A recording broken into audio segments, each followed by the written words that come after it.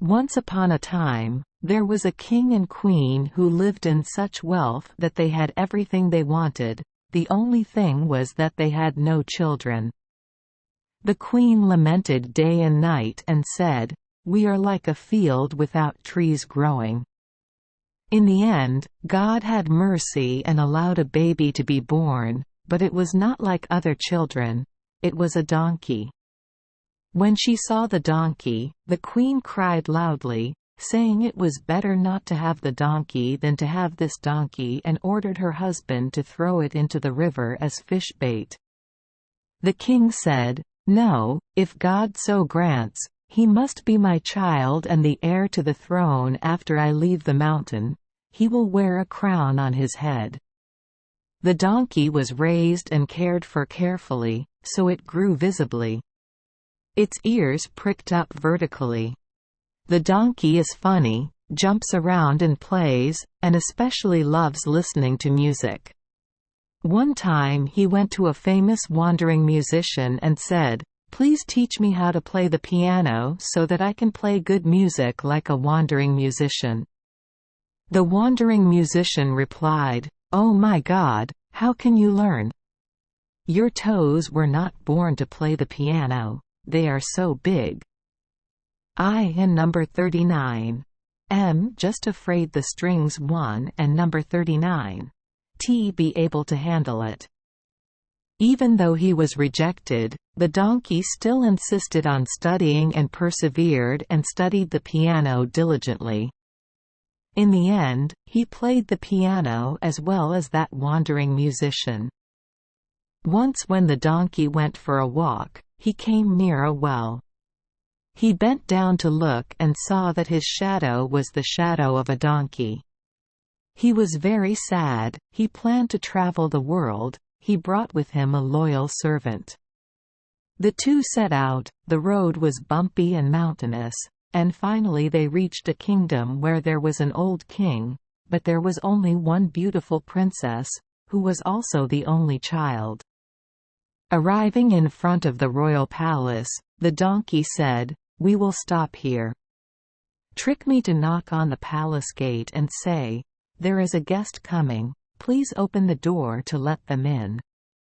After waiting for a long time, the gate did not open, so the donkey sat down, took the instrument and used his front legs to play the instrument.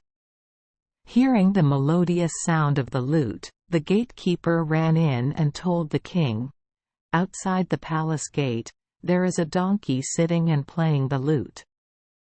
It plays as well as a good wandering musician." The king said, "Then open the city gate to let the wandering musician in." The donkey entered the palace and used his front legs to play the lute. The whole palace burst out laughing at the sound of the donkey playing the lute. The donkey was brought in to eat with the servants, but the donkey refused and said, "I am not the kind of donkey that is kept in a stable, I am the kind of noble donkey." Everyone said, "If so, let us eat together with the soldiers." Donkey replied, "No, I like to sit next to the king." The king smiled and said, "Okay, if you like that, come sit here." Then the king asked the donkey, "Donkey, do you like the princess?" The donkey turned back to look at the princess, then nodded and said, "Yes, I have never seen anyone so beautiful." The king said, "In that case, please sit next to the princess." Donkey replied, "I also hope so." The donkey sat next to the princess and ate and drank very politely. Staying at the palace for a while, the noble tricked him into thinking, "None of that helps, I and number 39. Just go home." The donkey slowly bowed his head to the king and asked to leave the palace.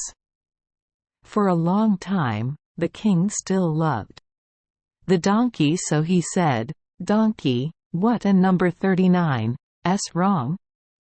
You look so sad, stay with me, I and number 39. I'll give you everything you want. Do you like gold?" The donkey shook his head and replied, "Number. Do you like jade and jewels? Or not? I and number 39, I'll give you half of this country, is that okay?" "Well, neither." The king said, "So what are you happy about? Do you like to marry a beautiful princess?" "Yes. That I honestly like." My donkey became happier, because that was exactly what he wished for. The wedding was held very grandly and solemnly.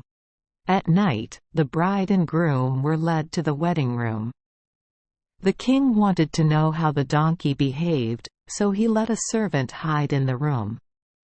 Once inside the room, the groom looked around. When he believed there were only 2 people in the room, he went to bolt the door. Then he threw away the donkey skin on his body. The groom shows his true form as a handsome prince. He said, "Now you see, I am also equal to you." The smiling bride hugged the groom and kissed him with all her love. But as soon as it was dawn, he put on his donkey skin. Perhaps no one knows what is hidden in that donkey skin. In the morning, the king and number 39's father came to visit his daughter. The king asked, "Is the donkey funny? You must be very sad. That and number 39's not a real manly sight." "Dear king, no, I and number 39 am not sad. I love him very much. I want to spend my whole life with him, this wonderful person." The king was very surprised. The servant immediately told the king what he witnessed. The king said, "That cannot be possible.